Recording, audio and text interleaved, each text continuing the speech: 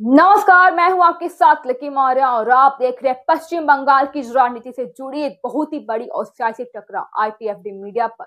जो एसआईआर के मुद्दे पर मुख्यमंत्री ममता बनर्जी और भारतीय जनता पार्टी के बीच टकराव और भी तेज हो गया है। इस बार ममता बनर्जी के आरोपों पर सीधा और तीखा पलटवार किया है केंद्रीय राज्य मंत्री और भाजपा नेता सुकान मजूमदार ने। नई दिल्ली में आईने से बातचीत के दौरान सुकान मजूमदार ने दो टूक शब्दों में कहा, सीएम ममता बनर्जी को न बंगाल के सम्मान की चिंता है और न ही अपने गरिमा की। वे सिर्फ एसआईआर के मुद्दे पर ड्रामा कर रही हैं। उन्होंने दावा किया कि ममता बनर्जी का पूरा राजनीतिक नाटक अब पूरी तरह बेनकाब हो चुका है। सुकान मजूमदार ने सुप्रीम कोर्ट का जिक्र करते हुए कहा, सुप्रीम कोर्ट ने सिर्फ 2 लाइनों में जो टिप्पणी की है वही काफी है। उन्होंने आरोप लगाया कि ममता बनर्जी कोर्ट में भी राजनीतिक भाषण दे रही थी। उनका कहना था कि कोर्ट में एक्ट और कानून के तहत दलील दी जाती है, राजनीतिक भाषण नहीं।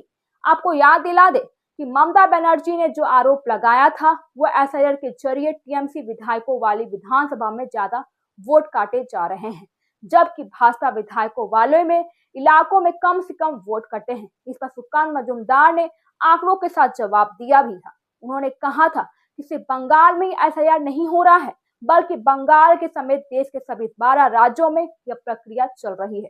सुकान मजूमदार ने बताया कि पश्चिम बंगाल में एसआईआर के दौरान करीब 58 लाख वोट कटे हैं, लेकिन उत्तर प्रदेश में इससे भी ज्यादा वोट एसआईआर प्रक्रिया हटाए भी गए हैं।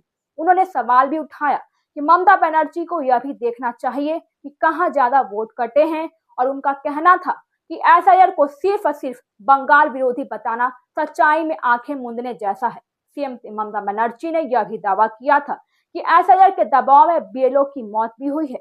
इस आरोपों को भी सुकान मजूमदार ने सिरे से खारिज भी कर दिया है। उन्होंने कहा, चुनाव आयोग और एसआईआर की प्रक्रिया कराता है, लेकिन इसे जमीन पर लागू करने की जिम्मेदारी राज्य के डीएम की होती है। उन्होंने आगे कहा कि अब तक किसी भी डीएम ने चुनाव आयोग को ऐसी कोई भी रिपोर्ट नहीं दी है जिसमें बीएलओ की मौत का जिक्र हो।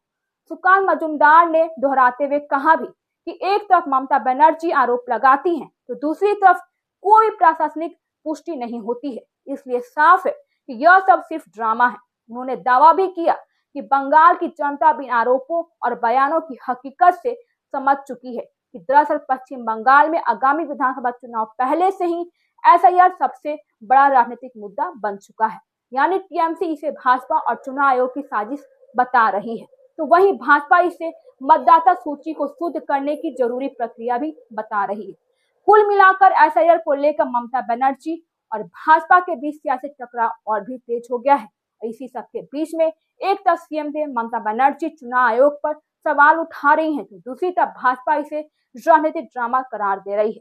अब देखना होगा कि यह विवाद आने वाले दिनों में चुनावी रणभूमि को और भी कितना गर्म करता है। फिलहाल अभी के लिए बस इतना ही। मैं हूं आपके साथ लकी मौर्य। आईटीएफडी मीडिया पर हमारे चैनल को सब्सक्राइब कीजिए और शेयर कीजिए।